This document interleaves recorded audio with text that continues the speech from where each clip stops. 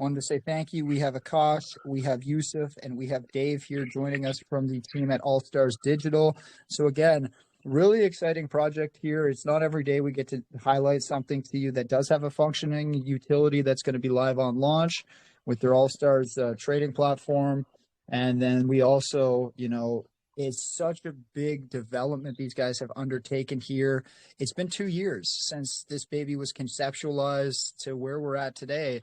And with their listing coming up at 3 p.m. UTC, that's Wednesday, November 2nd. They're going to be listing on Bitmart. You guys can check them out off the launch. It's a lot of excitement. Once you guys go into their community, you'll know exactly what I'm talking about with regards to the hype. But for me, it's more so about what they're trying to build long term. I mean, they are looking to build up the first digital sports exchange where you can trade off the performance of your favorite stars. So they have a couple different utilities that they're going to be adding into this. They have the usage of their NFTs, but the cornerstone here is going to be their ASX utility token. So their ASX token essentially provides you VIP access into their ecosystem.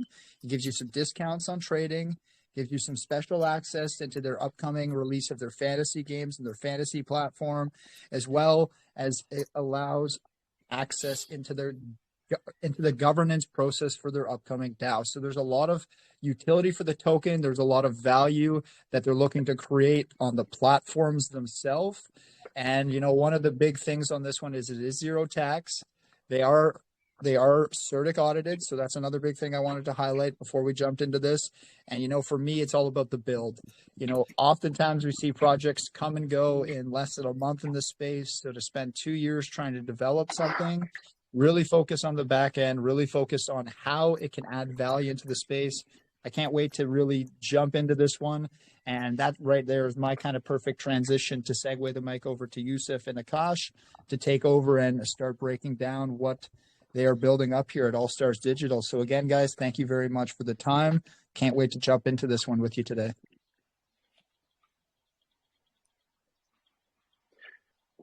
Thank you. Thank you very much. Thanks for having us first. I mean, it's an honor to be in this AMA. I mean, you guys are one of the most established communities, so it's an honor to be here today with you. Yeah, for me too, Maurice. Yeah. Sorry. No, go for it, Yusuf. All right. Yeah, I mean, Maurice. Maybe I just give. Go ahead, Akash.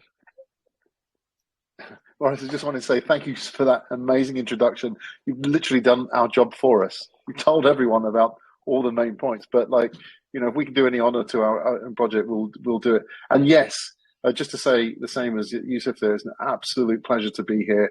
We kind of almost saved the best till last because this is our biggest AMA that we're doing before the launch, because tomorrow's they're knuckling down, getting into the office and just making sure everything goes smoothly for Wednesday. So this is one of our big ones. So it's the highlight of our launch campaign, really. So thank you. Quickly, then, I'll just do my introduction while I'm here. My name's Akash Garu. I'm the Chief Product Officer for AllStars Digital. And I'm really looking forward to telling the community about our amazing project. And I'll hand over to Yusuf in a minute. Sure. So, hey everyone.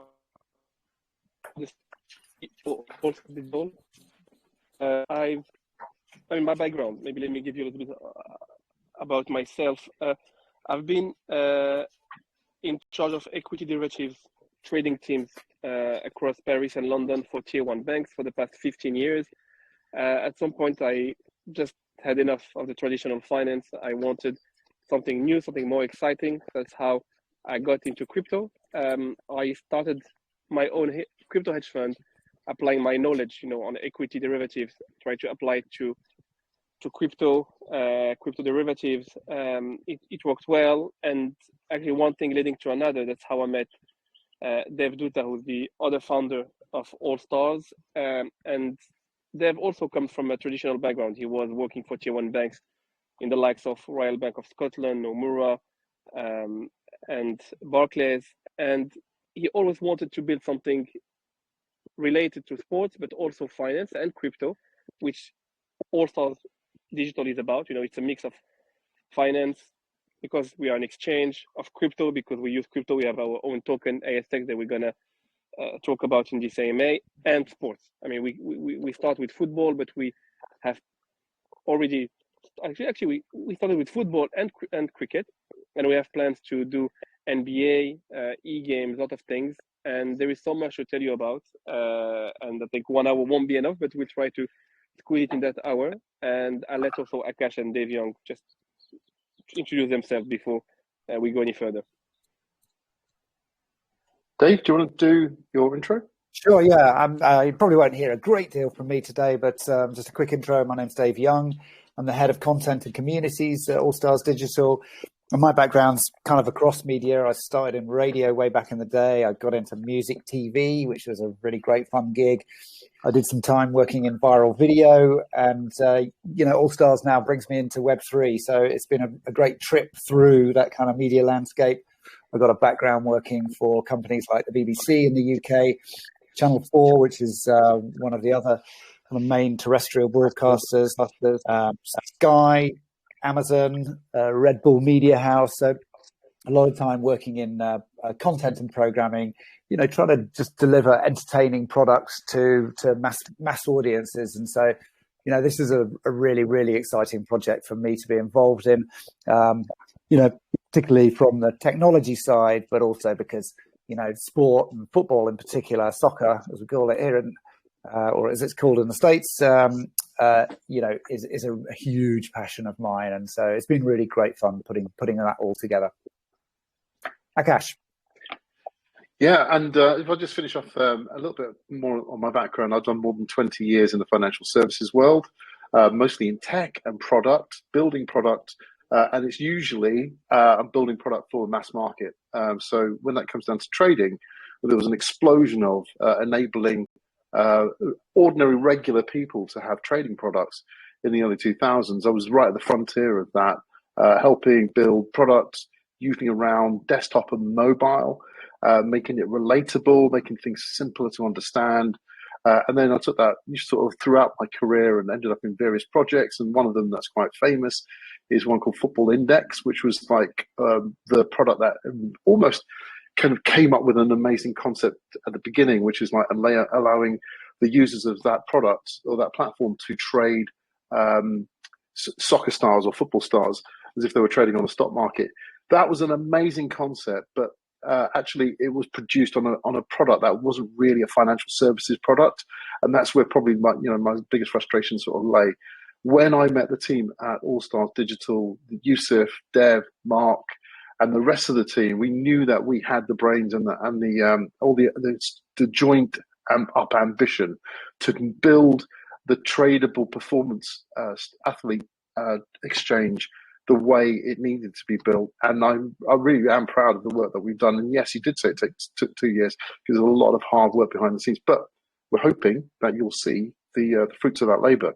So I'm going to get on with this presentation and actually quickly lay out the kind of journey that we're going to go on in the next sort of 60 minutes or so. What we really want you to know about is the AllStars Digital Trading Exchange, the actual platform that we will launch. And this is the thing that we've just mentioned that will be launching prior to the World Cup on a date circa the 16th of November. We've got a busy schedule of work to do behind the scenes. It will be a crypto-enabled platform. So you will be able to onboard with your digital currency, convert it to the currencies that we can trade in at the beginning, and then buy a stake in the player that you believe is going to perform or go in the trade direction that you expect them to go in. And we'll talk about that a lot more throughout this presentation. And then obviously preceding that, we've got a key milestone coming up in 2 days' time or less, which is the launch of the AllStars Coin. And we'll hopefully through this session tell you exactly why it needs to exist and its utility and its long-term outlook for that coin and how it supports the project over multiple years. And then we want to tell you about a piece of work that we've been doing that actually doesn't get a lot of limelight, but it's time to shine a light on it now because it's coming up to crunch time when we can actually deploy it. which is the special series NFTs that we have in place, which help us commemorate our launch at this time. Now, good thing for me to point out right now, before I confuse anyone, is that when you look at our tradable players on our platform, they are not NFTs. Those are something like a perpetual asset that you can trade. They're not an NFT underlying that. The NFTs we're going to talk about are something adjunct to our platform.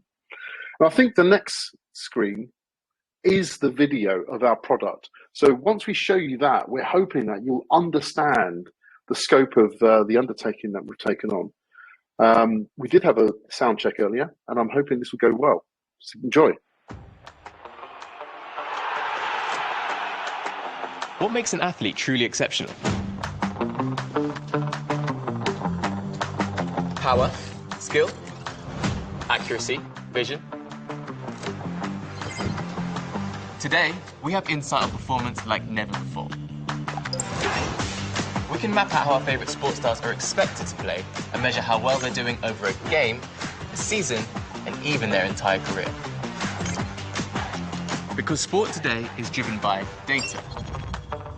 With AllStars Digital, you can capture that data, then trade your players and earn from their real-life performances.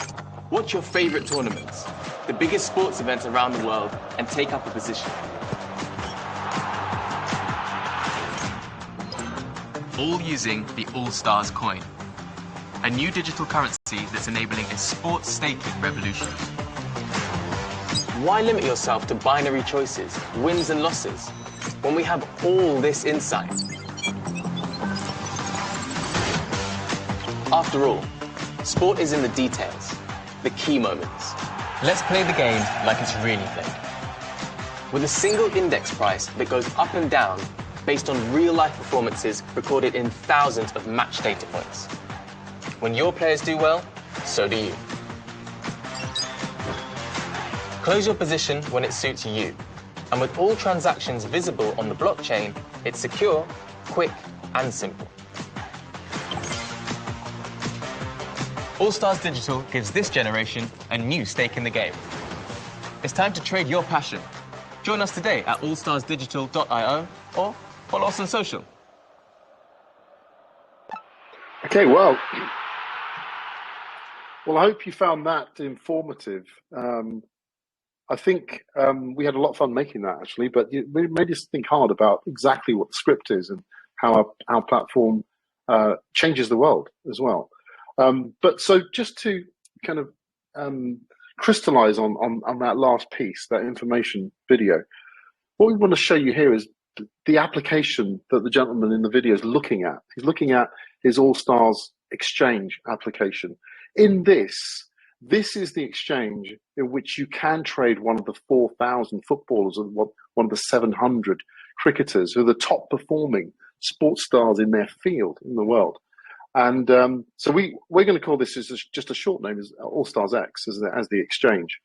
But what you see in here is like a regular. If you squinted your eyes, you just see an exchange that you know and you kind of get a sense of now. But these are what the exchanges in the crypto space look like now.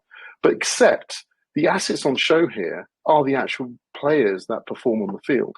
Now, what you can do is buy or sell a transaction and transact on these players. And we've got a full exchange experience. So that's exactly what we're delivering on November the 16th. Now, to make this work, there's a lot of things that have had to come together. Not only is it the exchange, but it's the asset class in itself. So this is where actually the best person to answer exactly how the pricing, risk management, currency and order types, etc. work is I'm going to hand this over to Yusuf to explain a lot more about the mechanics of the exchange. Sure, thank you, Akash. Yeah, so maybe I'll start by asking this question, like, why do people buy Bitcoin? Why do people buy Tesla stock or Facebook? And the answer is because they think either Bitcoin, Tesla, or Facebook will the stock price or the Bitcoin price will perform and go up, and they want to invest in it to basically make money. Or sometimes, When they think that a company is not doing great, then they can sell it and make profit. So this is the question that we're trying to apply to sports, and the thing about sports is, and I've been doing trading on equity for the past 15 years, and I know more about football than I know about equity, because this is just how sports fans are, and I think we are 3.5 billion of football fans out there. And I think this is the topic that we discuss more during the week, especially on Monday morning, after the weekend. And we're trying to achieve the same on football. So, for example, if you think Messi is going to be performing this weekend, you want to be buying him, trying to make money out of his performance. Same if you think that, I don't know, Neymar is not going to have a great game because he's been not playing great for the past 2 weeks, you can try to sell him and try to make profit out of that. So this is the simple thing that we're trying to put in place. And to put it in place, it's actually a bit more complex than the idea. So how do we do that? The way we do that is through two aspects. The first one is we need to gather data about players' performance. How can we measure that a player is playing well? Does he score goals? Does he make assists? Does he make successful pass? Does he save penalty or whatever? So all these data, we are able to gather it from data provider in the likes of Sportsradar and Opta, who are US companies and Swiss companies. And this is possible now, was not possible maybe 10 years ago, because now these guys, they have people sitting in every stadium around the world, or they use AI to basically be able to process TV feed. So these companies, as soon as something happens on the pitch, let's say Robert Lewandowski scores a goal, or Lionel Messi makes an assist, within a millisecond of the event happening on the pitch, they're able to push this information to us. So meaning that real time, live, we are able to say who's performing, and we're able to make their price go up or go down. So how do we make the price go up or go down now that we have the information about the player's performance? And this is quite simple and quite logical if you think about it. If he scores a goal, right, you expect to tell him, well, actually for a football player, this is what we're expecting to do. So his performance should go up. If he misses a penalty, that's not good. His price should go down. If he gets yellow carded, that's not good. Price should go down.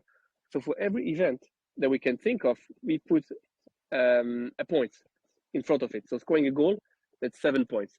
Making an assist, that's 5 points. Losing a ball, like in the interception, that's -2 points. Yellow card, -3 points. And we gather around 500 data points per player per game, and we process it into our engine. And what the engine is able to do as an input, it takes the information from the pitch, and our algorithm about how to data into point, and then he provides an output in a striker who plays and scores 3 goals in a game, his price will go up 15%. If a keeper who plays in 2, his price will go up 2%. Saying if a striker price down 10%. This is how we move in that class, and it's very relatable. When you watch the game, you can move well. And Yusuf, I'm just getting a bit of a sound delay on your end. I don't know if you're having the same issue, Dave. No, do you know what? If it's okay, if you wanted to recheck a sound, Yusuf, I can probably take from that, right?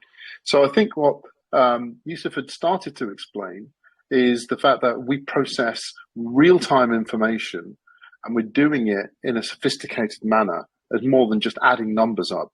It's actually an applied methodology and a formulaic approach around assessing one player and their better performance over another. And we do it for 4,000 footballers simultaneously, and we have to. So prices will be moving up and while they're moving down. And it's on a relative scale as well. So within a match, we can rank players, top 5, bottom 5, for instance, and across the leagues that they're playing in, we can actually pair group rank them as well. And then there's another element added in, which is the entire market trading in one direction or the other. And that's where the open interest element comes in around the order books. So there's lots of different neat dynamics working at the same time. But fundamentally, price shift is managed, is mostly fueled by the actual fundamental performance. And actually, there's a striking point to make there, because actually, if you think about it, in the crypto world, in which most of the people, the audience listening in, have been trading, sometimes there is no sense to a movement in a price. It doesn't come from any fundamentals. And actually, whereas here, it has to come from a fundamental. Otherwise, this product wouldn't make any sense. And so actually, it's drawing a logical means back into a tradable asset class. Are you back online now, Yusuf? Yeah, I'm here. So I don't know what happened. Can you hear me? Go. Yeah, perfectly now. Okay, perfect. Yeah, you're good now. Okay, perfect. So yeah, I mean, as Akash mentioned, so we are able to create an asset class that moves alongside players' performance on the pitch, and it's very relatable, because when you watch the game, you can tell who's playing well, who's not playing well. And then if you look at the exchange at the same time, and you look at the player on our exchange, they move up if they're playing well, and they move down if they're playing bad, basically. And what we offer to our investors and our customers is the ability to make money based on the sports knowledge. And as I said, you know more about Messi than you know about Eurodollar or Bitcoin. And actually, the thing about sports is people are quite fanatic about it, and they have a very strong opinion, and that can lead to very good debate, but also to very good, some investments, basically. That's amazing. Look, so what I think we've done is we've really established what the product is, what was in the guy's hand, and why it works and how we've made it work. So we've watched along the way for the 2 years. There's been a lot of actual real life games watched. So there's actually sometimes we thought it's a dream job as well, right? So what do we want to say about the size of the market? So this is what the investors want to hear. Is what are you guys doing? Are you just pleasing yourself, or is there a real life application here? Well, the real life application is absolutely, it's substantial.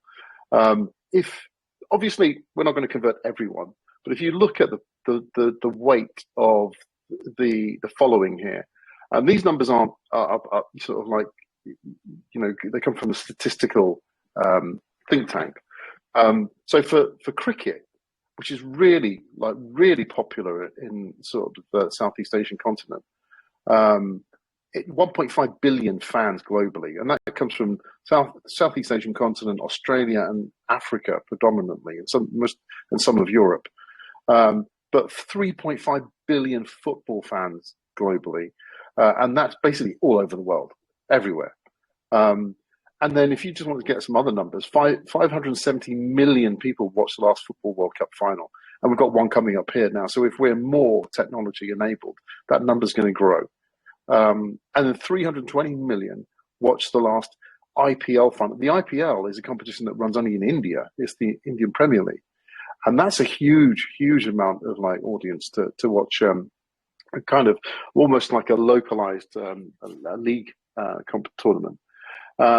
And then it's all broadcast around the world as well. And then there's obviously products that help or deliver something into that fan base to do something with. And there are a lot of traditional operators, and they've obviously got very large user bases and have got really good sort of revenue traction. But the world's moving into Web3, and we've followed some of those projects, and some of the big ones are So Rare and Chili's and Fan Fury, and there's some others, but they've really not really grown beyond a certain level. But what we believe we've got here is an entire ecosystem of relatable products that we could talk about now. Right? Not only do we have something for the individual trader, we've got something for the fantasies person, we've got something for the NFT fan, we've got something for everyone. And we've got more coming as well, because technologically we're going to get enabled by some of the partnership deals that we've done. Now, one more thing to say is that without that mass of fan base, building a community becomes almost simplified, because the topic that brings everyone together is the one that they want to express their passions with already. And what we found is that we kind of we worked so much on the product, we just suddenly said, look, let's now go out and start bringing our community together. And actually, it hasn't, in a very short space of time, we've amassed more than 100,000 followers across our channels, and we haven't even started. We haven't even really turned to the conversation that we want to have. which is about the actual product, which is about the underlying sport that brings everyone together. And I think when we start doing that, we're going to see some, really spectacular numbers in terms of bringing the crowd together. And we're just flowing through this period where we, worked hard to grow the community. And now we're flying through the period where we're now establishing our product upon the World Cup, running a competition at the moment, heading into a TG and flying further up into the AllStars exchange launch happening in November, and then beyond, because sport doesn't just finish at the end of the World Cup. Actually, far from it. We've got so much more to do coming into the new year and the new season. And so quickly, let's give you a near-term focus on what we're doing on the project milestones. So in October, just going back to October, at the beginning of October, we announced our partnership with Aurora DAO, and particularly with Aurora Labs. And then why did we do that? So we're born mostly, our token and our product base is born on ERC20 smart contracts. But with Aurora and their relationship with the Nair Foundation, we found actually there's a whole lot of really good synergy going on there between what they want to achieve and what we would like to see happen over a longer period of time. Now, number one, we've got DEX planned in our minds and in our roadmap for the future. So this product goes out initially as a centralized solution, but we are definitely working out a way out to how we're going to decentralize the whole platform. Another thing that comes up along the way, particularly with our relationship with Aurora, is the ability to have our own sharded chain.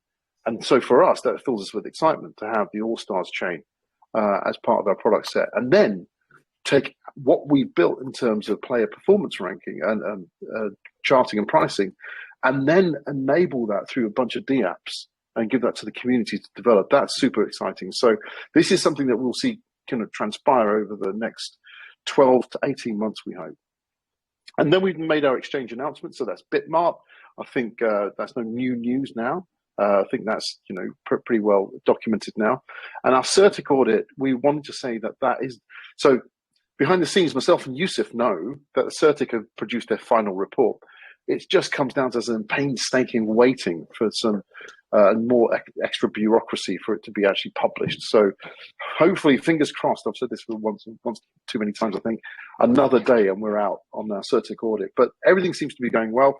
And we've actually already deployed on EVM mainnet. Our contract is out there for you to see. And we've also supplied it to all of our sort of like transaction partners now. So Bitmark have got it, they reviewed it, and we are signed off for listing. And that brings us on to November. The listing starts out, and November starts off. Sorry, Akash, I didn't want to cut you off, but I wanted to jump in, just curious with regards to what you guys have done on the initial raise. So where you guys are going to be starting for the cap, because obviously people on the channel are starting price and everything like that is something that is a discussion point when it's going to be an actively trading token versus, coming up to a fair launch or private or a pre-sale phase. So if you could just walk people through a little bit more on the kind of raise side, the private pre-sale, or kind of how the vesting may work on that side as well. Amazing. I will do that. And do you know what? I'm going to hand that to Yusuf, because otherwise I'm going to just talk all the way through to 3 or 4 slides. So it's going to be Yusuf's turn for that. Can you hear me? Are you there, Yusuf? Have I caught you on? Yep, go ahead. Yeah, sure. Sorry. So the question was about basically raise investing. Yeah, exactly. So we've started raising, I think back in March, in terms of token. But as you mentioned, we are a 2-year-old company, and we started raising through equity 2 years ago. We've raised $4.5 million 2 years back, which helped us enable and build this product, because there is a lot of tech around and behind the scene.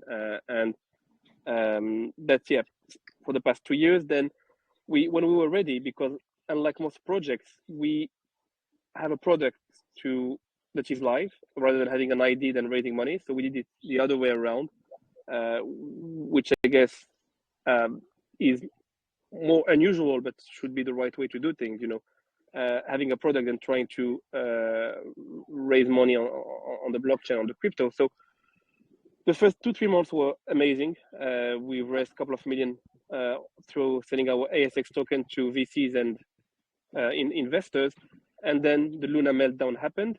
So we've decided to change our strategy because we didn't want to be selling at a deeper discount our token because it has value. There is a product which is live. So we decided to stop there, the fundraise, and not go through private rounds and public rounds and launch pads, basically, because we had enough money to basically just launch. And on the other side, the benefit of that is we're going to have very, very little selling pressure on the launch, because most of our, all our VCs and investors have 6 months to 12 months lockup, meaning that they won't be able to sell any token before 6 months anniversary or 12 months anniversary. And we don't have any public rounds. So the only token available to be sold on the exchange are the one either coming from the company's treasury wallet or from people buying on the exchange and selling back on the exchange. So you won't see that pump and dump behavior you can see on most tokens because there is no one to dump the token. Does that answer your question, Maurice? Yeah, that does. And then the only part I kind of missed out on was what would the starting cap be for people looking to jump in tomorrow, roughly? I know, price may fluctuate from today till Wednesday, so just ballpark. Yeah, so we think that the first price will be around 7 cents on Bitmart. But again, because there is no one to sell it at 7 cents, after a few hours, the buying pressure might take it to 10, 12. That's our estimation. But yeah, if you're very quick to react on Bitmart at 3 p.m., you might get it at 7 cents. Okay. And that story tells of us going through that sort of lunar meltdown and actually thinking and there were times where we thought this is going to be difficult.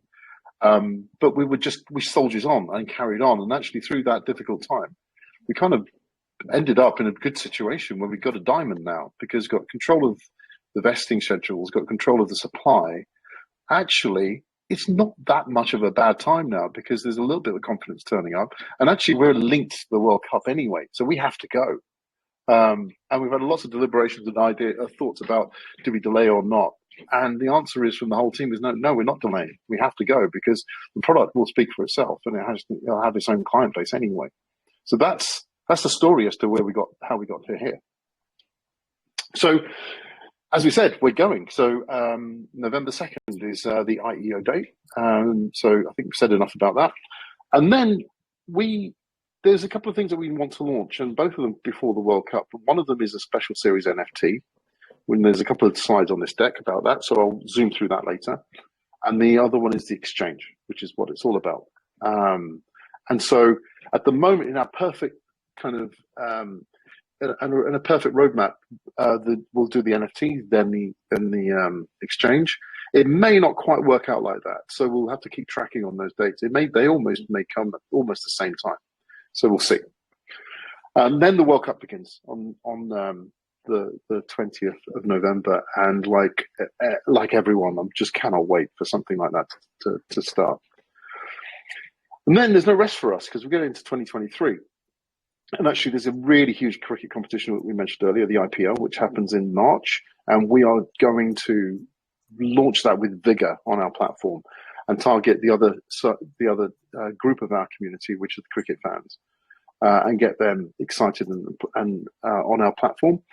And then we turn to our data scientists and product analysts, and we make sure that we do a really good job of basketball and get that on the platform, because there's huge communities out there, whether it's North America or whether it's China, that absolutely are besotted by that sport. And I know Yusuf himself is a big key basketball fan and player.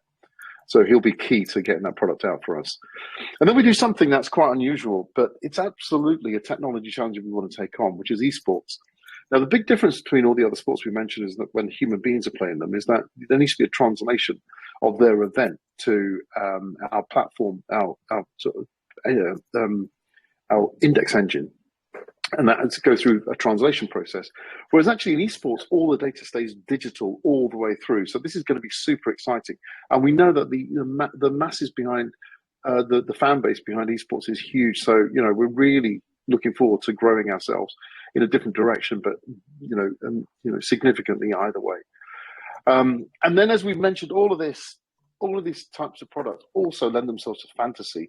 Now, we haven't got time to talk about the fantasy element of our platform plans, but let's just say that we've got this other project or brand in the pipeline called AllStars Play, and in that, all of our fantasy style basket products will exist. And the great thing is, it's nothing like you've seen before because we are real time. So it's real time fantasy turning up on this planet for the first time, and I can't imagine how anyone else could be doing it as well as we can because of the fact that we've got these indices that are trading up and down based on the fundamental facts of human performance. So this is going to be super exciting when we get get the capacity to go and launch that. And then it's the DAO, because we know, as we talked about, it's very much community led. And so we don't want to make all the decisions. We want many of the decisions around the platform and its growth and where it goes next to be sort of DAO led. And so therefore we've kind of got to turn a corner, get our Web3 plans in place and start talking about DEX and DAO. And we talked earlier about why we've done technology partnerships to enable that route of our future to come to fruition. So at that point, I'm going to stop for a second, and Maurice, I'm going to hand back to you. Is there any questions you want to ask and take this in any direction before we just carry on? I mean, I'm just enjoying the presentation. Oftentimes with teams, I really have to lead it a certain way because, the detail and the thought process hasn't really been ironed out like this. So, I enjoy a presentation where it's very thorough. For me, or just a little bit dry, I went on mute.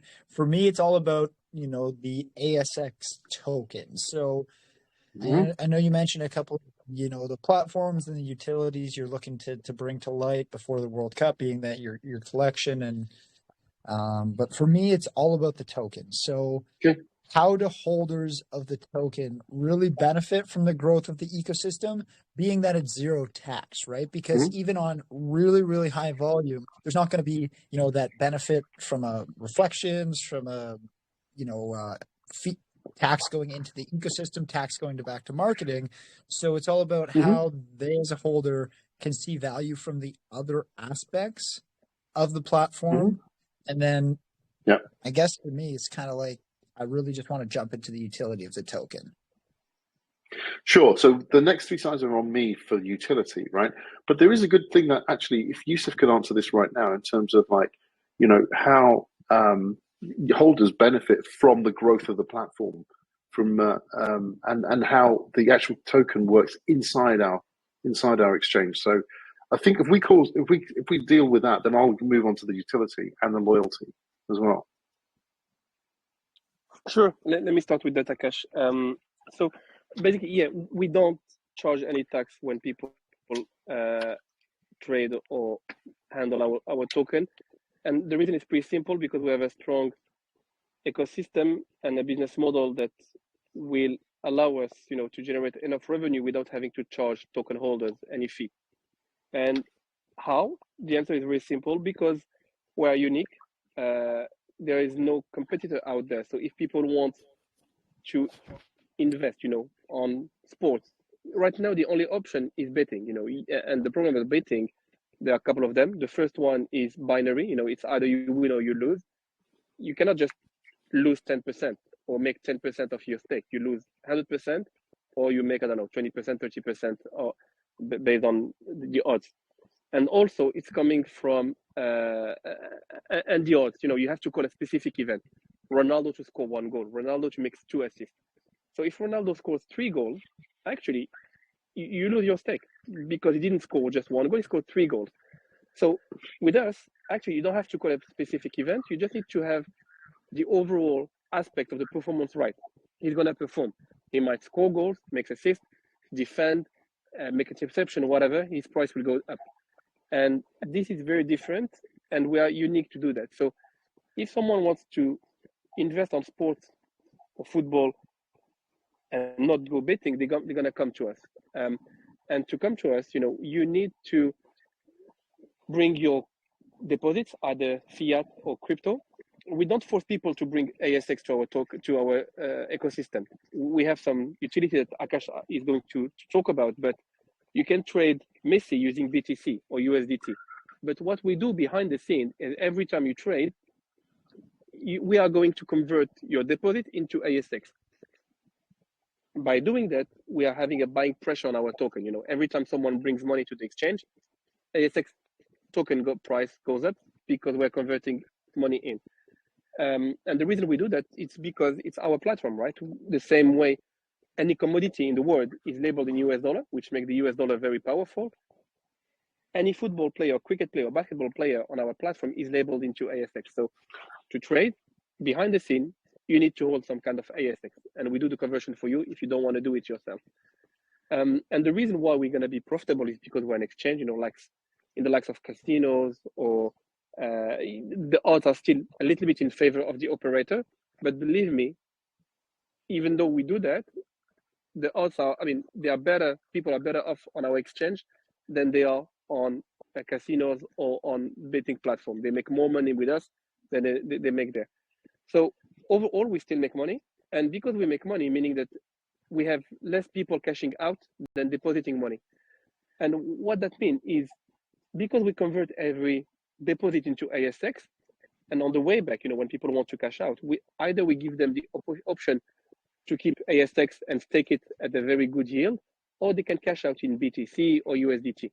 So if they decide to cash out, then we have to convert back those ASX that we bought. So there's going to be some selling pressure. But remember, there will be less selling pressure than buying pressure, because we, as an exchange, make money. So by this mechanism, we're going to have a steady, continuous, throughout the year, buying pressure on our exchange, which is directly related to the volume that is traded on the platform. In a way, we give back to the community and the token holder some of the platform's revenue by buying ASX throughout the year. So that's the key mechanism, which is a bit complex. So I hope I try to make it somehow simpler to people to understand it. But this is quite unique and quite robust, which is going to push the token price up as long as there is a trade on the platform. And Awesome. I think, Yusuf, when we come to a couple of slides down and there's another video, I think all that will make sense to anyone who's listening intently there. So I'm going to get onto the NFT, then go into the little chat about the utility. So special series NFT. Now I've got a smile on my face now because I want to tell you about something that's actually really interesting and entertaining to us as well. So what we thought was our product going to market, this really smart kind of exchange where you can trade these new, amazing asset classes may be great, but actually we may be leaving some of the attracted audience behind. And what do we need for them? We need something just a bit more fun, more engaging, and something that gives them a little bit more reward on a few different dimensions. So we sat down and said, what is it that we need to do from an NFT series? And then we started to say, right, isn't it just crazy that these great players don't play together because they're all in different teams? And so what we did was compile small lists of these five-a-side squads that never have played together as a five-a-side squad, but in our mind, we want them to. And then we asked what would our system say their price is as they play together? And we take a different percent of each one of them and put them together. Well, in doing that, we ended up with clumps of players put together because they had similar characteristics, or that's what we thought. And then by doing that, each of the teams that we had created now have got little characteristic names. And then we went one step further and said, look, why don't we just make characters out of them that represent these players? And we did that. And the way that actually has been borne out is that we spoke to a really famous, well-known design, a digital design house or a bureau called Kavuru Games. And they are famed for making some Fortnite characters and doing lots of work for Lucasfilm, as well as many other sort of avenues of expressing themselves. And we talked to them about this, and they really wanted to work with us. And now we've done it. So this first series is called Season 1 Football. It's V Squads. And we've come up with 11 characters that in their own right, if they all played together, they would look like a Marvel set of characters playing in a football team. But each one of them represents a five-a-side team. Now, what's even better is that those five-a-side teams have got an index as well. And here, I'm showing you three characters, one called the Beast, one called the Showman, and one called the Assassin. And we've got the art that's built by the Kavuru Games studio that actually could become Fortnite characters in their own right. But these NFTs represent those five-a-side teams. Now, if I look at the Showman, Pogba and Neymar Jr. in that team represented the 40% and 25%, and the other three other team members. Now, they could be the Showman. You understand that. There's a characteristic. And we've had fun doing this for 11 players. And the cards we represented in different rarities as well. So you'll get a platinum one, which there's only one of, gold, silver, bronze, and the regular ones. So when you're getting minted and you're pulling one, they all cost the same price. You just may get more of the precious one. And then at the end of the season, as the index has grown, you would hope on your team player that you bought, well, the profits that they've made between the start and the end of the season are distributed back to the token holders at the end of the year as a special reward for having them. And what we think that will create is a velocity of trading those cards. But it also creates small pockets of fans who love the character and will develop the characters over time. And actually, what we can see then happening is we don't have to wait for the metaverse, because FIFA 23 exists now, or the next series of that. And all it needs is a bunch of characters with certain DNAs to play themselves out. So season 1 could be playing season 2, not too far in the future. So the legs on this idea are so long. We don't know where it's going to end. But this is another thing where we need the DAO to step in and take over the production of it, because we only just seeded the thought. So this is the kind of stuff that we're playing with. And we've got all the work done on the art. We've got all the work done on the index. We've done all the work on the accounting mechanism. We've got a little bit more work to do on the smart contracts, but all the rest of it is marketing and deployment, because we know we're going to go on pre-mint. So we know a couple of things that we're going to do. So this is all about like getting space and time, getting this out to market. And we think we can get it done in the next two, maybe 3 weeks as well. So that's what's coming. Now we're going to bring it all together and talk about the AllStars utility in one video. So just time and patience, please. You know, despite what some people might say, sport isn't just about winning. It's about being part of something bigger than yourself. A movement. Which is why AllStars Digital, the world's first sports performance trading exchange, is part of a bigger ecosystem. Fantasy gaming, NFT collections, a metaverse sports exchange, and DApp games. A world of opportunities to watch, trade, and earn. And it's all enabled by a single currency, the AllStars Coin. One that offers more utility. With AllStars Coin, you can get VIP discounts on trading commissions, as well as the ability to stake and earn. In AllStars Play, it can get you free access into AllStars fantasy sports contests and entry into exclusive Mega Coin contests. As the transactions and revenue increase, AllStar Digital will buy back AllStar Coin from the market to support and grow its value. And by holding AllStars Coin, you can also earn from special series NFTs and be a voice in the DAO, voting for NFT icon development as well as DeFi player listings. Going into Web3 and the metaverse, the sporting possibilities for AllStars Coin are endless. And they can all be right there now in your wallet. So, do you feel like being part of something bigger? AllStars Coin is launching soon. Find out more and get early access at allstarsdigital.io or follow us on social. So what we're really hoping there is everything we just said, it seemed like so much to take on, may have just been better presented by this chap on that video. I'm hoping that was the case. Or it may have created some other questions for you. So maybe any questions that comes from that, Maurice? I mean, very professionally done. I have to say that your ability to translate those videos to the masses is definitely, much, I would say, much easier than done than most projects. You know, typically you see those small little like hype videos where it's like animated or a generic kind of breakdown. This reminds me of a project that we hosted back in February, and really kind of outside of that, I know Buck will probably know what I'm talking about, but there hasn't been any videos that are more commercial style like that I remember outside of one in February. So yeah, for me, really, really cool. I think, you know, we always talk about how you can market this to non-crypto users. Well, right there, those look like professionally done videos that you would see a real company, not just a crypto project, you know, pushing, right? And again, that goes to your background, that 2 years of development, the some of the partnerships you've been able to secure, and yeah, it's really exciting, I think. So honestly, I love those. I think those are probably the easiest way to get new people on board, because just that level of effort, it's not done often.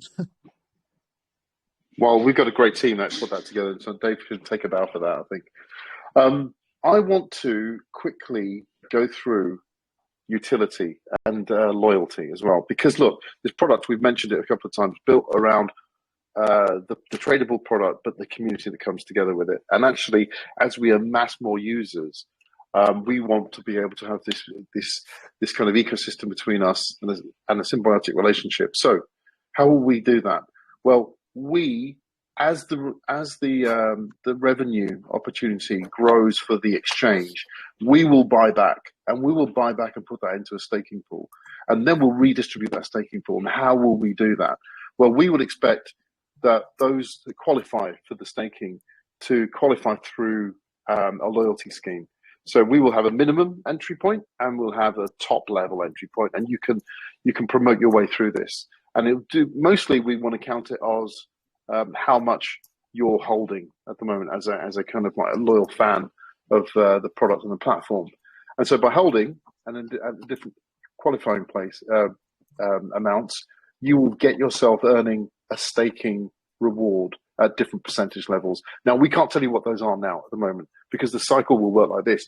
We first set ourselves a target for buyback.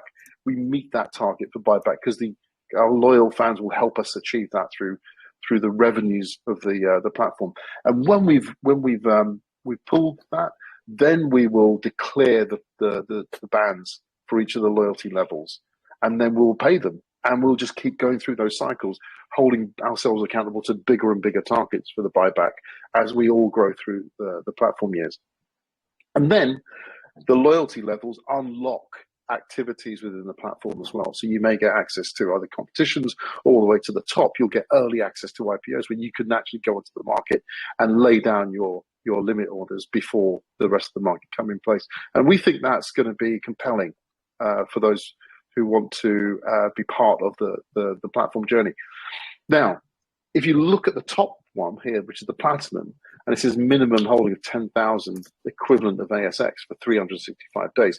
Well, you're thinking there's going to be no platinum club members for year one. But this is where it ties back to our NFT special collection, which is anyone who's pulling a platinum NFT is immediately qualified into the membership here, and at the gold and the silver and the bronze level. So we want to reward that on the NFT immediately and actually just get those clubs up and running. And there's a lot more to be said about this, but it's all in the white paper. So if anyone wants to really dig a bit deeper and find out. So we're coming to the end. I think we've said most of the things that we would normally say about at an AMA to explain our platform and our roadmap. It just leaves us to say, reminder, we're launching on Wednesday at 1500 UTC on Bitmart. We're only launching on Bitmart. The DEX will be coming later. There's a long reasoning for that. If you want to ask that question, we can answer that. But we just want to focus liquidity around one exchange at the moment, which is Bitmart. And one more thing is that we're in a very big celebratory mood, and we're actually loving the fact that we've got, because of the connections and the space that we're in, we've got ourselves 2 tickets to the World Cup final. And it would give us most pleasure to give those away to someone deserving. And if you sign up to our platform, you get yourself into an entry position for that, and that will be a draw and it will happen something around about the 24th of November, given the conditions of the competition. So with the competition conditions are written down. But we're really looking forward to making a little mini star of that person who wins these. So follow us on social, find out about these things, and keep in touch with us on our progress through ASX and the ASD launch.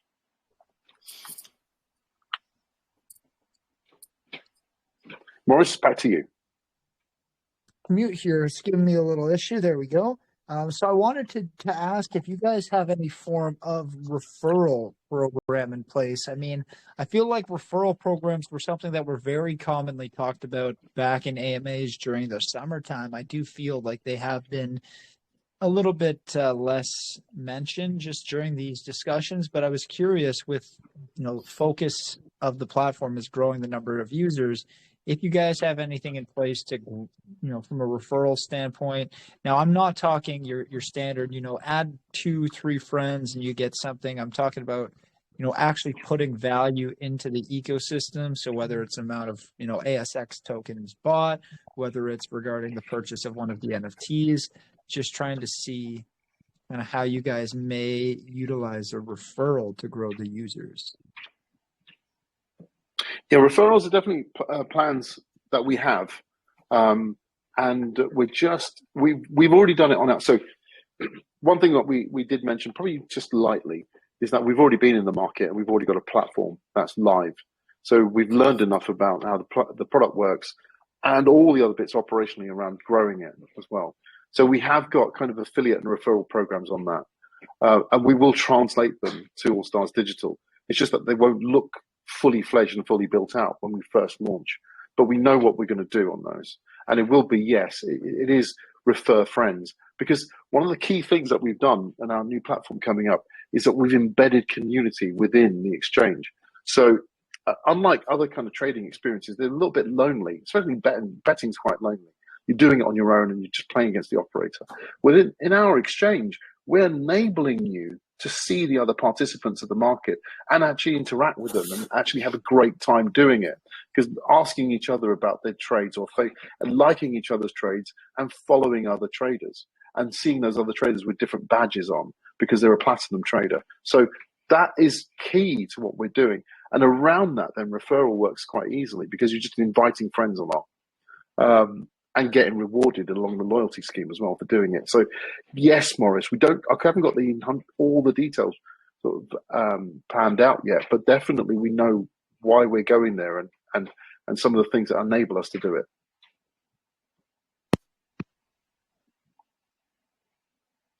So again, that's something that I think is going to be a really effective metric to grow the users in the platform. But as long as there's that kind of win-win scenario in place, right, for you guys to benefit too. Yep. Terrific. So, you guys do have still some questions and some discussion points now I wanted to get to with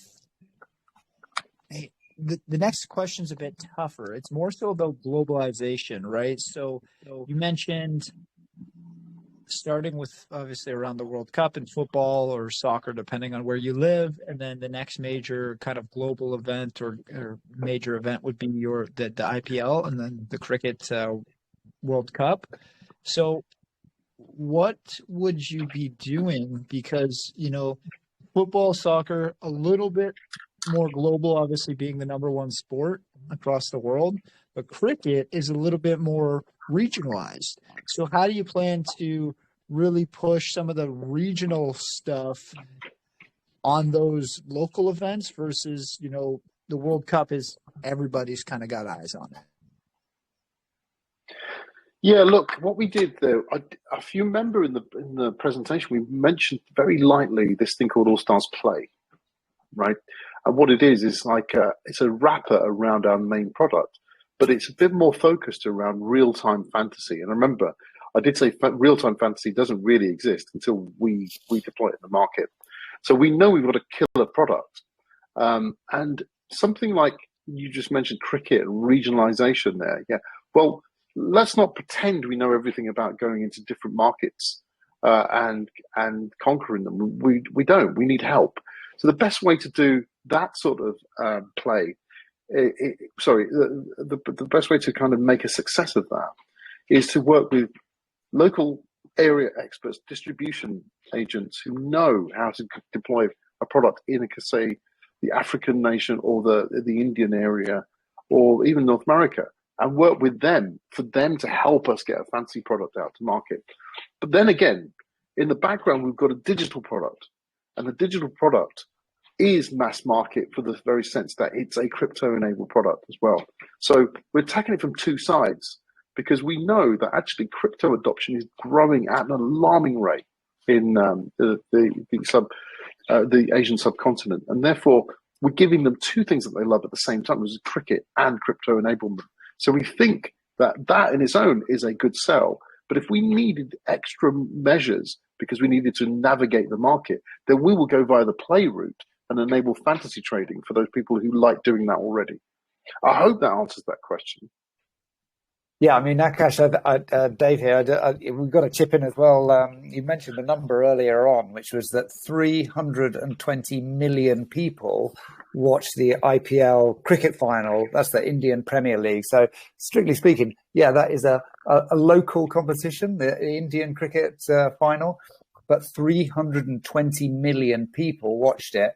And that's compared to 570 million people who watched the last World Cup final. So, incredible that one country there can deliver, over half of the viewing that occurred to the World Cup final. So, there's local and there's local, right? That's exactly it. Because the reason I asked that is I know Akash had mentioned as well, basketball at some point and the growth to different sports.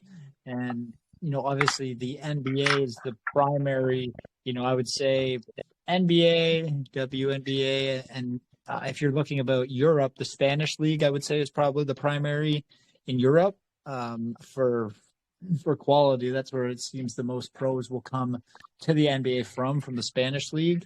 I know a few come from different leagues in Japan or China as well, but it seems to be kind of North America, Spain, and then kind of the rest of the world on the basketball side of things. So yeah, just a good question just to be able to apply to future sports, what the strategy is about it. And it seems to be very much based around collaboration and partnerships.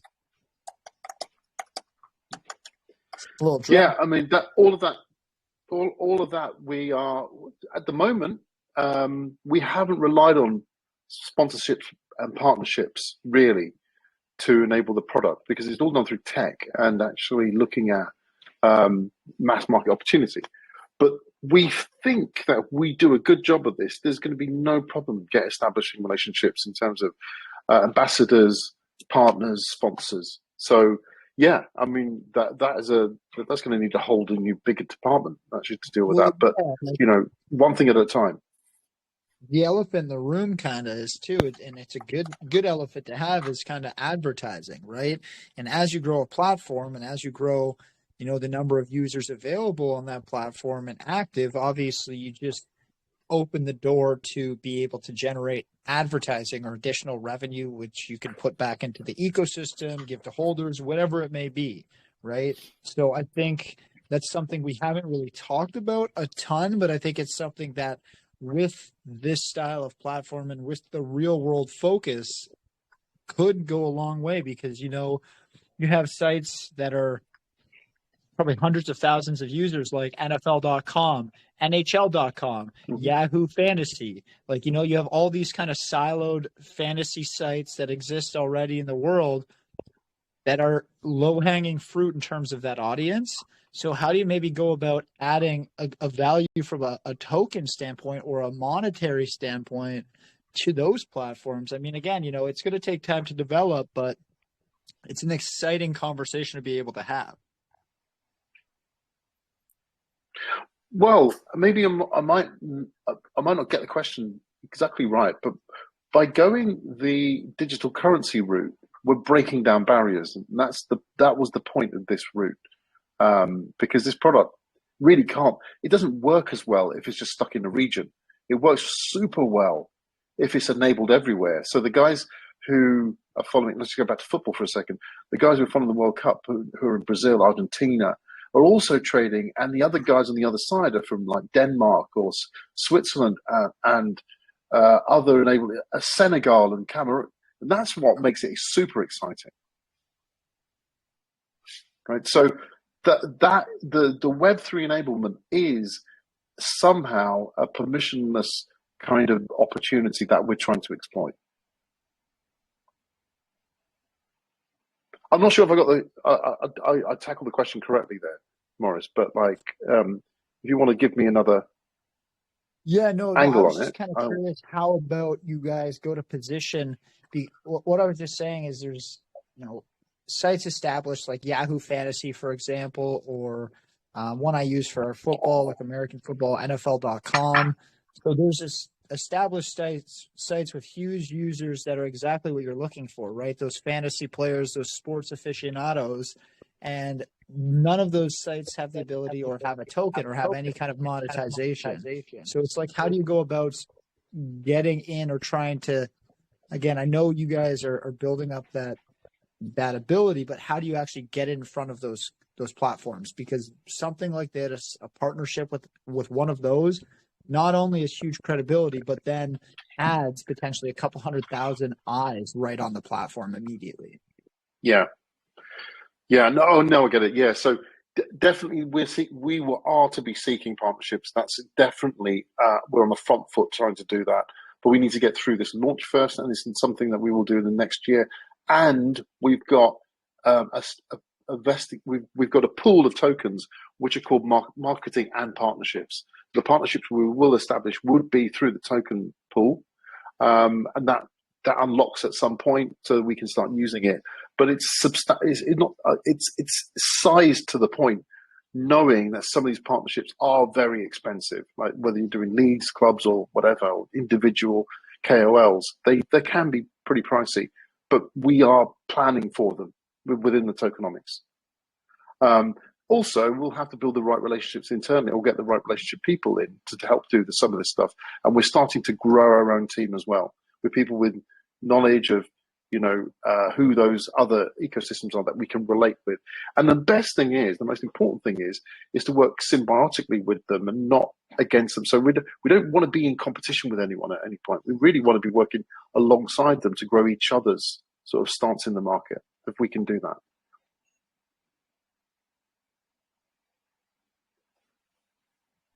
Yeah, no, that's just curious for me, because that's a huge, that would be a massive win. And again, we talk about the difficulty of scaling number of users into new platforms and just getting people comfortable. Well, having that kind of, here's this project, they impressed us by what they're doing, just that seal of approval essentially by a reputable site. I think that really is kind of ultimately, again, a goal to work towards and can really help push over the top. But we're still super early. It's just curious to know your thought process and, your openness to those types of things. Super open to it. Yeah, good idea. Awesome. So for me, man, again, there's so many different things we could go through. Community-wise, you mentioned the different socials. And also, I think another thing we didn't really spend a lot of time talking on is you guys are an Ethereum token. So you guys are launching an ERC20 token. I don't know if we jumped into that a ton, but why don't you walk us through your decision, with deciding to be ERC20 versus, launching on BSC, where there is a bit of a larger audience, right? Mm-hmm. Yeah, I mean, a couple of elements on that, right? One, we had Solidity developers on our side, plus, at the time when we first started this project, we thought we've got enough work to do to convince people about the product. Got enough work to do to convince people about our project, our people, and everything else. So one thing, let's just make that for sure, is that no one really questions Ethereum, really, except when we first started this project, the gas fees were way, way sky high, because of the proof of work model. Now, even we had to guess whether proof of staking would come around at the right time, and it has, right? So we're there now. So that's one element to consider. But we also know there's other roll-ups and other kind of variations that we could deal with. So we thought we'd just give ourselves a chance in one area anyway, while we got disruption going on everywhere else. But that's not to say we stay there, because actually we developed on the Binance chain, and we used the Binance testnet for doing some of the early testing. So we are a little bit more dexterous than just being a one-trick pony. And also we've got Aurora now, and obviously the near opportunities turn up as well. So we do think that we could be multi-chain down the line. We'll be bridging, for instance. And for instance, like the things that we want to do with the NFT, they don't have to be the same contract style. It just so happens at the moment that we're thinking actually that, ERC or an Ethereum-based contract for that would also make sense, but we'd probably need to use a roll-up mechanism, maybe Arbitrum or something like that. So there's the thinking behind how we got here, and we still find it as a solid solution to using the ERC20 at this moment.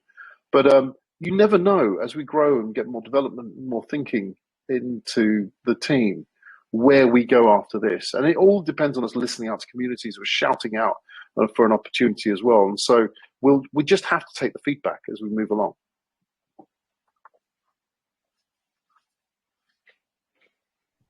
Awesome. That, I mean, okay. You guys are really impressive. Like, honestly, I have to say the platform is quite impressive. The fact that you've been building it, and I can tell that you're very passionate about it. And that's the one thing I did want to say is, you can hear it in your voices when you speak about the platform, and you've spoken about a couple different components or, utilities that you have within there. You can really hear the excitement. So it's needed. You can't run a long-term project if it's just, we launched this, we can make some money. Those things only can sustain you for maybe 6 months to a year, even if it's doing well, because you burn out. The amount of demand and effort that's required in this space to succeed, it's difficult. So again, I'm just really excited that I can hear that excitement come through, and I can hear your passion when you talk about the project. So for me, that's one of the big pieces I look for. I always say, when you're identifying projects, you start with the team, and you. Well, let me just say. Oh, sorry. Go ahead, Akash. Well, let me just say one thing, right? So the likes of myself, Dev, Mark, and Yusuf, kind of like, we're lucky enough to have had lots of experience in different things as well. Projects that worked, and projects that we had to work super hard to make work, and all that sort of. So we're okay with that. But looking around us in our team, in AllStars Digital, AllStars at general, we've got some amazing young talent. The likes of Tommy, Maria, we've got Sam, Mode, we've got a bunch of guys in tech, and I'm going to get told if I'm not mentioning every one of their names, but they know who they are. We've got Javier, we've got Davies, we've got a bunch of guys that even if we just couldn't put another day of energy into this, they would take over and take this to the next level. So this is not a short-term project. It's a long-term project over multiple years.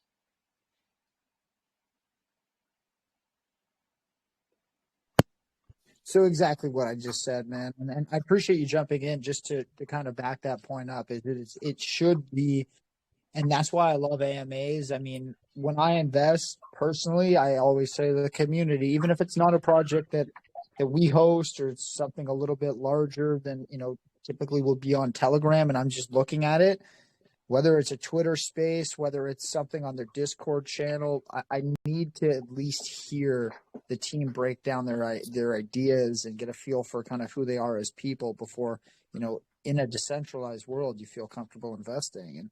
And I mean, everything should still be do your own research. You have to identify where you feel like you should jump into a project and find the best value. But I mean, from my end today in the presentation, you guys clearly have well-detailed ideas.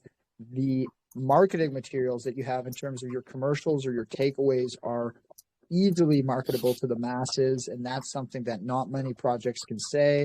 Your concept is easy to understand. The utility from the token aspect, it provides value to the ecosystem, and those holders get bonuses from essentially continuing to hold as you scale up other parts.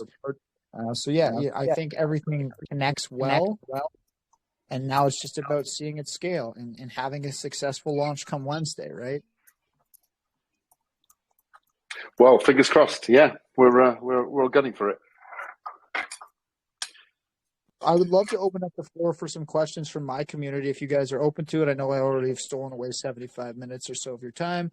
Maybe get 15 minutes or so in, and then we can move to some closing statements if that works for you guys. Yeah, let's do it. So we're going to kick things off with we'll go with Vlad here. We'll go Vladlin, and then we'll try Adam. And then after Adam, we'll maybe try and get Mardon in today. So we'll go Vlad, Adam, Mardon. I'm here. Can you hear me? Gotcha. Yeah, okay. Actually, I was scrolling through your live platform, AllStars Trader, and what really caught my attention is the process of signing up, because if you want to sign up for a live account, you need to provide a lot of personal information like address and source of funds. And yeah, that's why I want to ask, first of all, why is such data collected in your case? Then is this data stored, and how this data will be protected from leaks and third-party access? That's my first question. Yeah, if you don't mind me answering that, it sounds like you tried to sign up to the fiat platform. The fiat platform does come under regulatory bounds.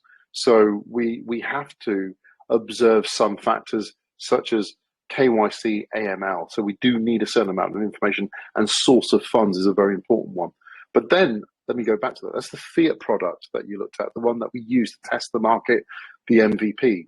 Before we got to this digital one. So there's the reasons behind when we capture that data. And yes, in terms of storing it, we do understand also data security, data management as well. And we have got very secure mechanisms and operational practices around that data and keeping it protected, whether it's in the back end or with the CRM or any of the other elements. So therefore, that part of the business comes under GDPR and all sorts of other data protection elements. And we observe those because we don't want to fall foul of them. When it comes to crypto, there'll be a different element. I mean, it's more likely that we are basing your onboarding around a few factors that we need to service you as a customer. And it's not about permission from any sort of jurisdiction or body. So therefore, we do need your telephone. We do need a few elements of information. We don't need your address or your postcode. It's not necessary. We need certain amounts of information plus your wallet information. And that is actually no different to any other experience of joining an exchange. So we'll keep ourselves aligned to that regular kind of the barometer on that. Now, actually, one of the things I do need to mention is that actually, if you run an exchange and you are on-ramping and off-ramping people's money, then you could be observed as some sort of money institution. And therefore, there is an element of KYC that does come up. But the thing is that what we can do is make it very lightweight. We could make it around document checks, which are based on electronic mechanisms. So unfortunately, we do have to play good here. What we don't want to do is unburden our clients, having to provide more than they need to. And we definitely don't want to be falling foul of any mishandling of anyone's personal data or data that, we should make sure never falls into the wrong hands. So it's something that we've done. We've done this product. We've done businesses for many years. So we've actually had to sit in that place of observation for this stuff. But what we want to do now is just make it super simple. So that hopefully that answers the question. We can't take it to zero. It's just not. Yeah, sure, I agree with you. Yeah, just I was a bit confused because I saw that this KYC process is both applied for fiat and crypto platform. But if for a crypto platform, you don't need to pass a KYC and you can only provide your phone and wallet address, and that's good, because I was just a bit confused. How can you be de-anonymized in decentralized finance space? But that's okay. I'm satisfied with your answer. And if it's possible, I would also like to know if your platform can be like a two-parter question, like can your platform be classified as a sports betting, and do you plan on acquiring like sports betting licenses in particular jurisdictions while entering different markets? And also, can somehow funds on a person's balance be frozen? Because I could not find that. Maybe if someone is violating the rules or something, can funds on a person's balance be frozen? And yeah, okay. So those two questions. Yeah, number one, we don't really. The way our product works, it doesn't work quite like betting. It's not binary. And I think that's fundamentally the litmus test for a betting product. It has to be declared outcome with set of odds. And ours isn't like that. It's all about like having a holistic position which fluctuates in the market depending on the underlying fundamental performance. So I wouldn't really want to over-align ourselves with gambling. But the one thing that will happen is probably we will attract a bunch of gamblers who are fed up with gambling, who want to try something different, who understand the sport, have knowledge, and want to apply themselves differently. So that's where our relationship with gambling probably does exist in the real sense. So we'll end up with gamblers or people who, once partake in sports staking through a gambling operator who will end up with us eventually. Then, quickly, I'll probably need a reminder of the second part of the question because I was asking if funds on a person's balance can be frozen for violating rules. I mean, I don't want to say no. I want to be fair about this, right? Okay. If anyone knows that whether Binance or FTX or any other exchange need to do this for any reason, and it might be for them to protect others. If it comes down to foul play because you may be affecting other people's balances and wealth and their opportunity in the market, then maybe there might be a time when we have to investigate something because we don't want other people to be ripped off. And that's why I want to say this with some caution. I wouldn't want to do it normally, but if it comes down to some investigation we have to have because there's some definite foul play going on between one person and is taking money from others, then we may need to just do something to protect others. So, but I don't know what scenario I'm really talking about. I'm just saying it in a kind of like a way of the gesture of it would be to protect everyone. Yeah, sure. Why I'm asking that is because there are several platforms. For example, funds on a person's balance can be frozen, and the person does not know the reason. And that's what when a platform is registered in an offshore zone, like for example, I can see that you are registered now in St. Vincent and Grenadines, and you operate. If a person has some problem and he just wants juridical proceeding, he want to sue a company or something like that, and a company is operating in a particular jurisdiction. In your case, it's St. Vincent and Grenadines, and that's why I was asking, if a person's balance can be frozen without any reason, only for violating the platform's rules. Because if we speak of any investigation process and other stuff, yeah, I agree that's a good thing that you can if a person steals, if a person's stealing someone's money, and then you ban that person permanently, and also ban his balance, his money on his balance, that's okay. But I was asking, will there be any, any disclaimer where a person can read for which reason his money can be frozen, his balance? Yeah. So just to be clear, though, AllStars Digital is registered in British Virgin Islands, not St. Vincent. But what you're looking at is the entity registration for the fiat business that we talked about earlier. So we just need to be clear about that. And look, I'll tell you what. Let's take that. I'm happy to answer that question by one. I'll have a look at the terms and conditions, because I do believe there are states in there which, if there is foul play, we are able to do it until the investigation is over. But we've never done it. I don't remember in the year or so that we've been trading that we've ever done that, and I don't think I want to do it either. It has to be pretty severe before anything like that ever happens. Yeah, thank you.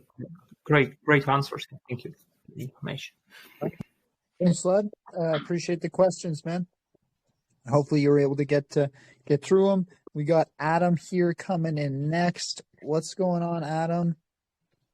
Hopefully your mic is okay. I see your hand still up. Hey, Maurice, how's it going? Oh, good. Thank you for coming out today and listening to the AMA. All right, so I was reading through the website. Let's put, for example, a player playing, and let's say his price goes up to, let me just say, $100.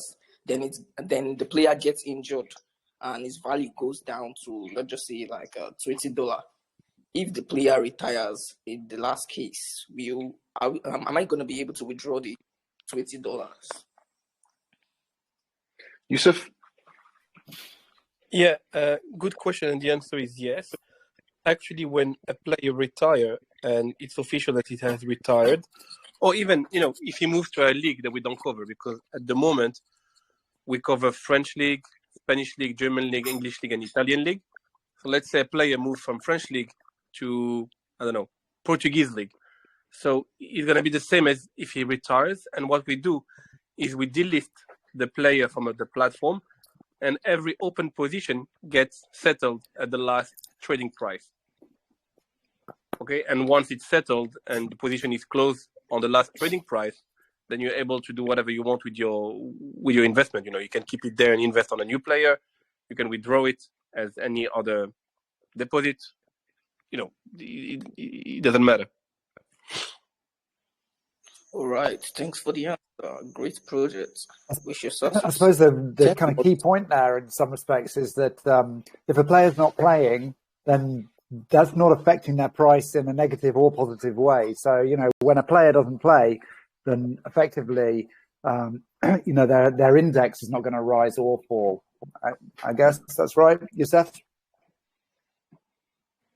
That's correct, exactly. And so a retired player, his price won't move, and at some point it will never move. So it's just logical for us to delist it. Yeah, and similarly, if someone's injured for a short period, a long period, if you've got a position on that player, then you're not going to be penalised by the fact that they've become injured. That is not a negative action which is going to drive their price down. All right, I understand now. Thanks, Maurice. Adam, appreciate you jumping in. Always love hearing new questions. We're gonna have to get Mary in here for sure. And Alicia Cara, I think I had seen your hand up earlier as well. Do two more over the mic and one more from text, because I still have 11 questions sent from my coordinator here. Oh my God, you guys are killing it today. We got some good ones too. So Mary, whenever you're ready. Oh, sorry. Hello. Hi, Maurice, and hi, everyone. I didn't hear you call me out. Can you hear me? I hear my echo, but all right. I was going to ask about revenue for the token holders. Maybe I missed it, or maybe you don't have it, but do you have a revenue from your exchange, or those fees that possibly are paid for there? Are they going back to the token holders at any point, or some percentage, or was it to the NFTs? Yeah, similarly, so the NFTs do pay out based on the performance of the index of the NFT. So that's slightly different. But general token holders, now we tried to mention this earlier, right? So there's no tax to start with, right? So that goes both ways. There isn't a real distribution of revenues back to the token holders either. But how it works is part of the ecosystem, so that we will declare buybacks in ranges. So we'll start modest, like trying to buy back 10 million and maybe push that to 25, 50 potentially, and as wherever we can go to, depending on revenues that are coming in. And then we'll buy back those tokens and redistribute them through staking back to the community. So if you're a holder and you get yourself into a loyalty tier, then you should expect to see a return with money generated from revenues coming back to you through staking. Hopefully that answers your question. And the details of that are in the white paper. Yeah, that's exactly what I was after. Thank you. And I was also just curious about this, what's it called again? Fantasy play or fantasy football team. Are you involved in that? Or I read that somewhere in your white paper, I think. Is that the same as this, that you can pick your own team and try and compete against each other? Yeah. So if you want to take the NFTs, they are really fantasy teams, really, in the most fantastical way as well.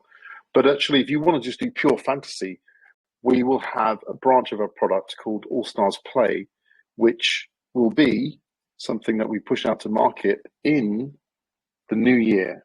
We just need to find the right distribution mechanism for it, and that was questioned earlier in the AMA as well. Let me show you in the white paper. So here, how does it interact? I mean, how? Because every single one of the same players has a pricing footprint behind them.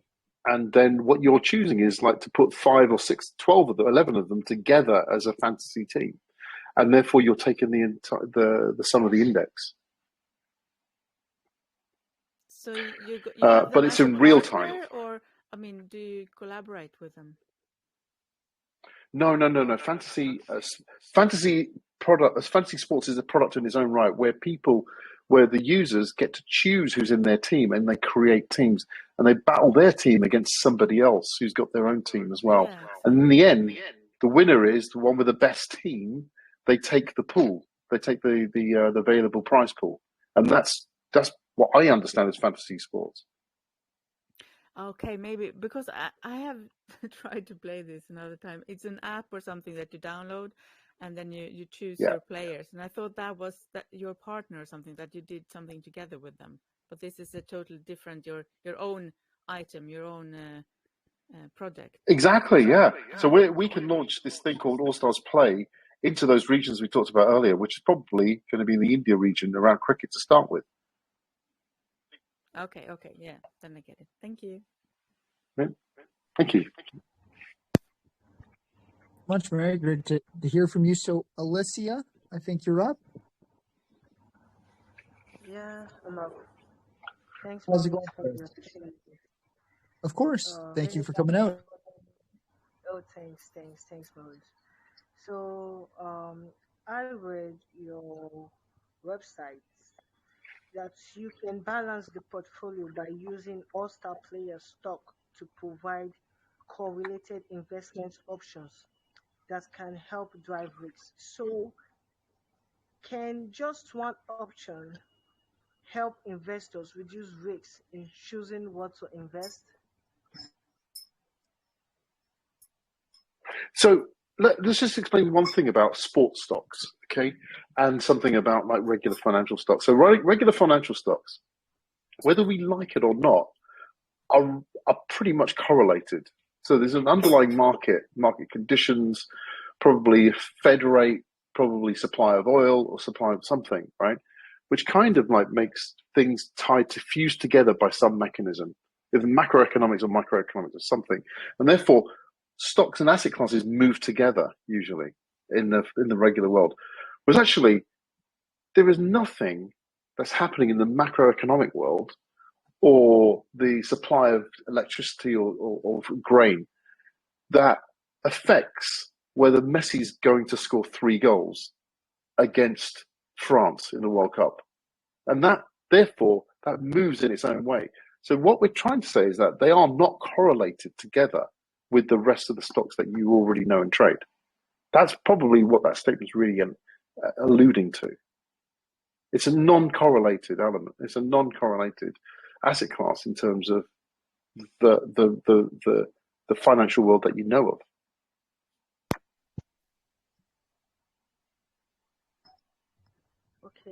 Okay, so quick question. Do you plan on opening an e-store where people, like purchase football accessories, and it can also have a logo of the project on it? Would it also serve as like maybe a source of marketing? Yeah. So we've talked about Swagger, whatever it's called, Swag. We will have some in good time, because I think once we release the NFTs and you see that all of our NFT characters have all got the AllStars Digital football kit. If we get enough people wanting that, then you never know. You might get one for Christmas. That's fine. Let's just wait and find out what happens. Hope that answers that. Yeah, thanks. Thank you. Right, so next project. Thanks, Maurice, for the opportunity. Of course. So we had two quick ones I did want to get over the mic from people who don't have, over the text who don't have mics here. They should be pretty quick. Where is this first one from Gringy?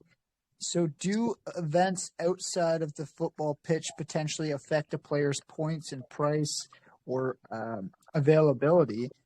Positive or negative events like signing a huge partnership, i.e. Ronaldo with Binance, or a drunk driving charge on the record. So he's just curious if there's any impact from things that actually outside of the pitch that could affect them. Dave can answer that one because he worked on the branch of work probably related to that question. I'll give it a go. Yeah, I mean, look, mostly right now it's very much linked to performance on the pitch. So there's a large number of performance statistics that drive a player's price up and down, and that algorithm is incredibly cool. Actually, you will love to see it when you can get access on the site. It's not so much completely off the pitch that is affected. There are some other factors involved. So, for example, people have asked us things like, if someone won the Ballon d'Or, which is the kind of top player award given annually, would that help drive their price in any way? The answer to that, simply right at this point, is no. And whatever, if they won the Champions League, then directly winning a competition is not going to change their price. Although, of course, all their performances that have been positive in making that win achievable will be reflected. The other thing that we kind of looked at one stage, for example, was a social currency, which would a question of whether we could kind of build in impact measured through social media, for example. And so this was all about trying to continue to help the price keep moving constantly and to be constantly live and be so between matches. So not just live in matches, but in between as well.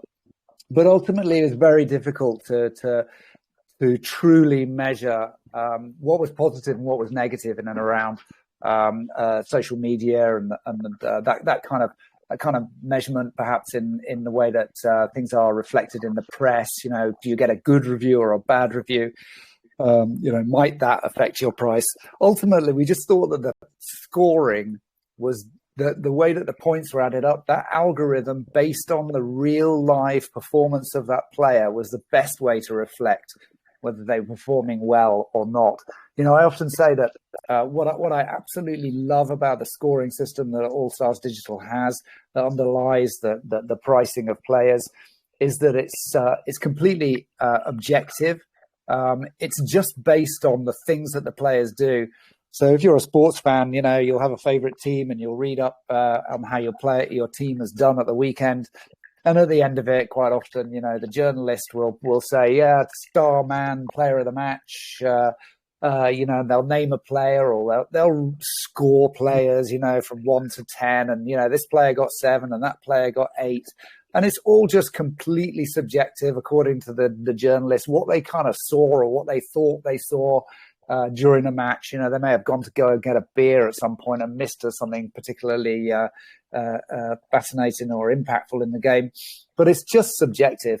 But this is all completely objective, and ultimately is an ultimate ranking of players. You can put together 4,000 players who have played across 5 leagues in a weekend, and at the end of that weekend, we can literally just say this player was the best one. And frankly, we do that every week right now. If you follow us on Twitter, and in fact in our Telegram as well, but particularly on Twitter, we're putting out results from the underlying scores that we're measuring. You'll see that we are able to say who is the player of the weekend every weekend based on the points that they've scored. And it's purely mathematical. So no one's subjective decision is involved in that. I hope that kind of answers your question. That was great. Gringy, I hope that that answers it. And then I want to get a couple in here from Marshall because he had some really, really good ones he sent me. He sent 3 early in the AMA. So first one's kind of been covered. Second one, he mentioned that all investors in the ecosystem can get VIP access to AllStars trading projects, traditional and digital, via your platform. So my question is, will this be applicable to all your holders or only those holding a certain amount? So he's kind of curious if there's a threshold needed to trigger that VIP. Look, originally we talked about VIP access because we said we'll do cut down commissions, etc. But when it really came down to it and we've developed the project, it's probably better that we do a staking pool and a loyalty scheme. So we'll go back and look at where it says VIP access and actually just sharpen up what that actually means. But we do want to offer commission-free trading at some level of the loyalty scheme. So it will be true. It will be VIP access. Whether you get it at every level of loyalty has yet to be told. I think actually when we launch, it won't be available to every level of loyalty. So you'd have to earn your way there, I think.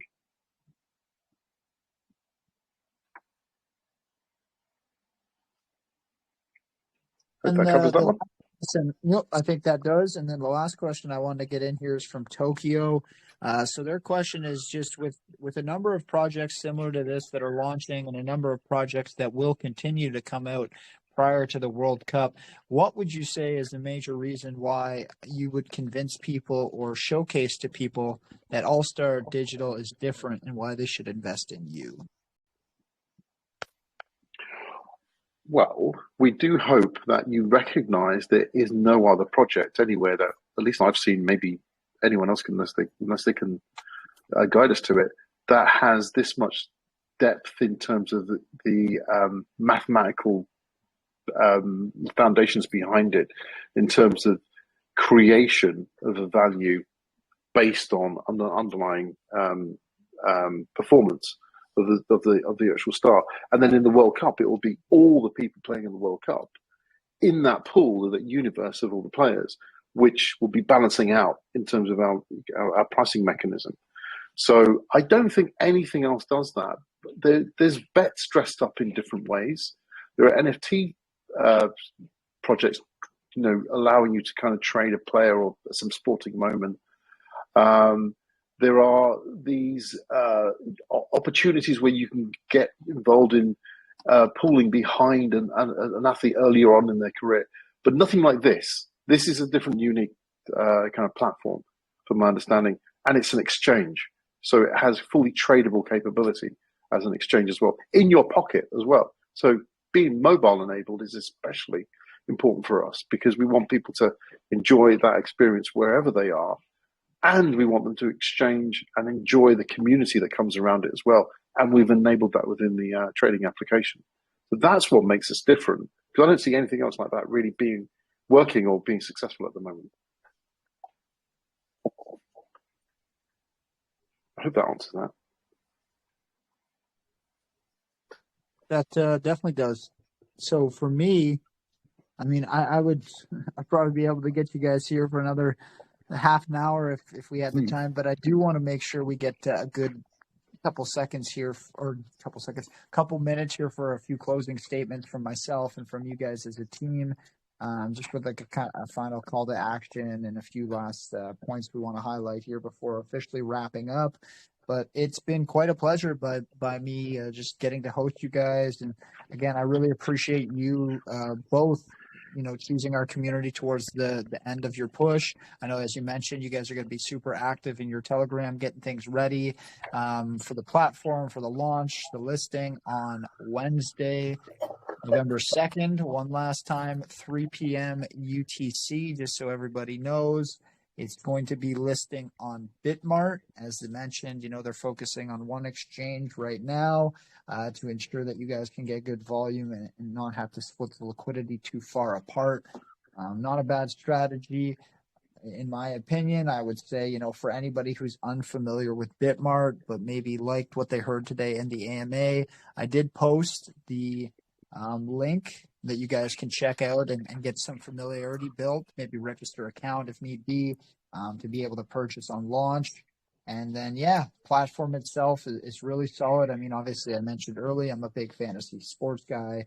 So I'm curious to see how you're going to use real-time kind of data and analytics to grow this. I do like the concept. Personally, as you mentioned, I have not heard something like this done from the real-time data side of things. So I'm really curious. I mean, the NFT usage as well with that Fortnite kind of association is really cool. I'm a Fortnite guy. I don't play it a ton, but I've played it. My coordinator and I play it. I like the skins, and the reason why I think it's funny is because of the dances you could do after you kill someone, right? I was kind of always a troll from Call of Duty back in the day.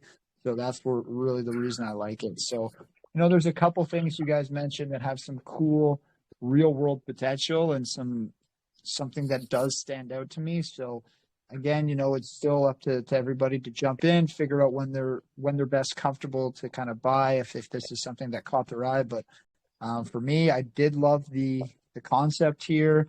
You guys as a team definitely articulate your ideas well. And the one thing I will say is, pushing it to the masses, those commercials you have, I think will be quite an effective tool. So I'm curious to see. I'm hopeful that you guys have an awesome listing on Wednesday and can just continue to build up your community over there. Thanks, Maurice. Great. Thanks, Maurice. Dave, do you want to take the closing, please? Well, I can certainly just flag ahead. So we are really close to launch now. For the exchange, it's a matter of weeks, about 3 weeks or so. For the AllStars Coin, though, it is less than 48 hours. So there are becoming fewer and fewer opportunities to hear us take you through the benefits of this project. We've done a whole load of AMAs with some of the biggest groups around in coin launch lounge territory. This has been really great to be here today, Maurice. Thank you for having us. Straight after this, we're going to jump into our own TG to take your questions if you want to continue asking them. That's over at AllStars Digital Community. Jump in there, please. Just going to be there for a short time. But if there's more questions, please do come and have a chat with us. We've got targeted promotions running really solidly through to launch now. So it's a big final marketing push, but a couple of big things going off. We've got one that's going off right now, actually, and pushing quite a lot of people into our channel. So, people are gathering and it's getting pretty exciting, actually. We'll have more development announcements along the way. We've got a PR specialist in New York working on our behalf. So any of those announcements are hitting some of the most influential crypto and financial publications in the world daily too. So the word is out there. Please come and join us. Finally, on Wednesday, we will expect to have a VC open in our TG live launch AMA, if you like, over in our channel. And we'll try and talk you through the entire process there, give you advice before it goes live, before ASX goes live, and when it kicks in there as well. We'll be hoping to talk you through that and have a load of fun too. Okay, so we'll have all the information over in our channel.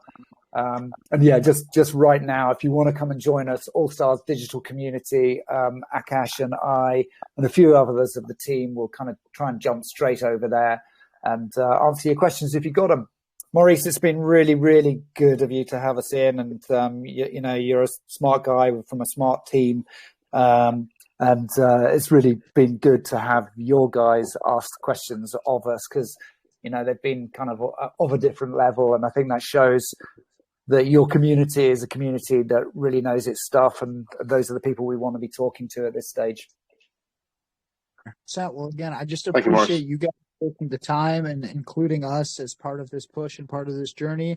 I'd be lying if I hadn't seen the AllStars Digital name and brand around the space in the last couple of weeks or months, and it's exciting to be able to kind of assist in this final push with you guys. So I know our community was excited. Buck, I think, had 14, 15 questions he sent to me, which is a lot, because he only picks out the ones that are a little bit different or stand out to him from the chat. So again, thank you guys for the presentation, and thank you guys for taking so much time to, put together a product like this that allows for a good discussion. Yeah, no problem. Well, let's stay in touch, Maurice. We'll drop you a line, and maybe we can come back and see you. VC, actually, if you mentioned you're going to do it on your Telegram group, I don't think, at this point in time, there's nothing on my schedule that would conflict with a 2 p.m. UTC start time, which is, I'm assuming you guys would do it either an hour or half an hour outside of the 3 p.m. listing. So, yeah, at this point, I don't have anything on the second for a conflict on that. My first AMA of the day is 3:30 p.m. UTC, and then my second is in the afternoon. So right now, no conflicts. I'll be there at this point. Man, that'd be so cool. Excellent. That'd be so cool. All right, Anything we'll comes make a up, special I'll thing of obviously that. let you know. But yeah, at this point in time, I don't have any conflicts, so I'll come hang out with you guys on launch. It'd be fun to see. Love that. Bring your Bitmark account with you, Morris. Bring your Bitmark account. Yeah, I need to register one, my friend. I am not Well, your typical crypto influencer. I set up a Crow account when that was popping, and that even for me was like, oh, I gotta go get my passport and then my driver's license here and register all that. And I have no issues with it, but I was like, I like this. Is this the future? And if so, it's kind of cool because, there's 18 fake Maurices out there. So anything you can do to stop that from happening, I'm all for. Yeah, that's true. Well, we'll look forward to seeing you Wednesday. So thank you. Yes, sir. I'll